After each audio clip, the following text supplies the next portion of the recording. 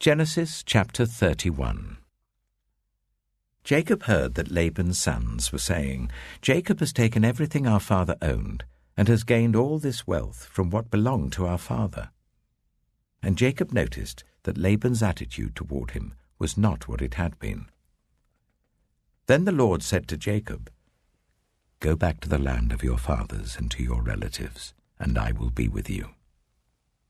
So Jacob sent word to Rachel and Leah to come out to the fields where his flocks were. He said to them, "I see that your father's attitude towards me is not what it was before, but the God of my father has been with me. You know that I've worked for your father with all my strength, yet your father has cheated me by changing my wages 10 times. However, God has not allowed him to harm me. If he said, 'The speckled ones will be your wages,' then all the flocks gave birth to speckled young. And if he said, 'The streaked ones will be your wages,' then all the flocks bore streaked young. So God has taken away your father's livestock and has given them to me. In breeding season I once had a dream, in which I looked up and saw that the male goats mating with the flock were streaked, speckled, or spotted. The angel of God said to me in the dream, 'Jacob.' I answered, 'Here I am.' And he said, 'Look up and see that all the male goats mating with the flock are streaked, speckled, or spotted, for I have seen all that Laban has been doing to you. I am the God of Bethel, where you anointed a pillar and where you made a vow to me. Now leave this land at once and go back to your native land.'" Then Rachel and Leah replied, "Do we still have any share in the inheritance of our father's estate? Does he not regard us as foreigners? Not only has he sold us, but he has used up what was paid for us. Surely all the wealth that God took away from our father belongs to us and our children. So do whatever God has told you." Then Jacob put his children and his wives on camels, and he drove all his livestock ahead of him along with all the goods he had accumulated in Paddan Aram, to go to his father Isaac in the land of Canaan. When Laban had gone to shear his sheep, Rachel stole her father's household gods. Moreover, Jacob deceived Laban the Aramean by not telling him he was running away. So he fled with all he had, crossed the Euphrates River, and headed for the hill country of Gilead. On the 3rd day, Laban was told that Jacob had fled. Taking his relatives with him, he pursued Jacob for 7 days and caught up with him in the hill country of Gilead. Then God came to Laban the Aramean in a dream at night and said to him, "Be careful not to say anything to Jacob, either good or bad." Jacob had pitched his tent in the hill country of Gilead when Laban overtook him, and Laban and his relatives camped there too. Then Laban said to Jacob, "What have you done? You've deceived me, and you've carried off my daughters like captives in war. Why did you run off secretly and deceive me? Why didn't you tell me, so I could send you away with joy and singing to the music of tambourines and harps? You didn't even let me kiss my grandchildren and my daughters goodbye. You've done a foolish thing. I have the power to harm you. But last night the God of your father said to me, 'Be careful not to say anything to Jacob, either good or bad.' Now you have gone off because you long to return to your father's household. But why did you steal my gods?"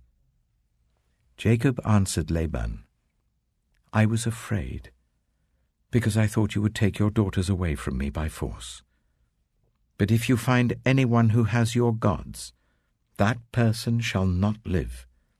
In the presence of our relatives, see for yourself whether there is anything of yours here with me, and if so, take it." Now Jacob did not know that Rachel had stolen the gods. So Laban went into Jacob's tent, and into Leah's tent, and into the tent of the 2 female servants, but he found nothing.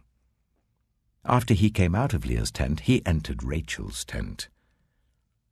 Now Rachel had taken the household gods and put them inside her camel's saddle and was sitting on them. Laban searched through everything in the tent, but found nothing. Rachel said to her father, "Don't be angry, my lord, that I cannot stand up in your presence. I'm having my period." So he searched, but could not find the household gods. Jacob was angry and took Laban to task. "What is my crime?" he asked Laban. "How have I wronged you that you hunt me down?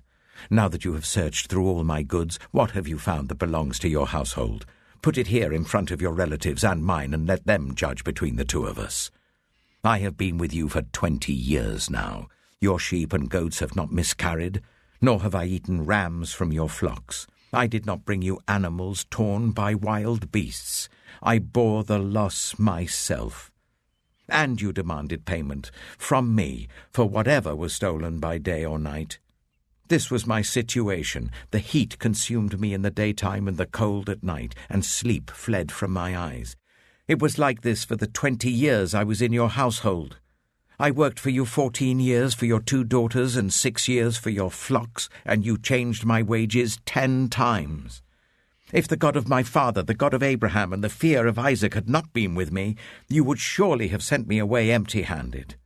But God has seen my hardship and the toil of my hands, and last night he rebuked you."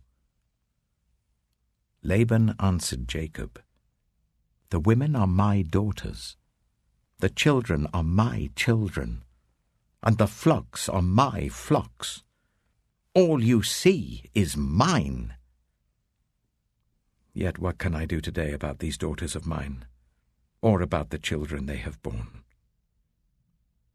Come now, let's make a covenant, you and I, and let it serve as a witness between us." So Jacob took a stone and set it up as a pillar. He said to his relatives, "Gather some stones." So they took stones and piled them in a heap, and they ate there by the heap. Laban called it Jegar-sahadutha, and Jacob called it Gilead. Laban said, "This heap is a witness between you and me today." That is why it was called Gilead. It was also called Mizpah, because he said, "May the Lord keep watch between you and me when we are away from each other. If you ill-treat my daughters, or if you take any wives besides my daughters, even though no one is with us, remember that God is a witness between you and me." Laban also said to Jacob, "Here is this heap, and here is the pillar I have set up between you and me. This heap is a witness, and this pillar is a witness, that I will not go past this heap to your side to harm you, and that you will not go past this heap and pillar to my side to harm me. May the God of Abraham and the God of Nahor, the God of their father, judge between us." So Jacob took an oath in the name of the fear of his father Isaac. He offered a sacrifice there in the hill country and invited his relatives to a meal. After they had eaten, they spent the night there. Early the next morning, Laban kissed his grandchildren and his daughters and blessed them. Then he left and returned home.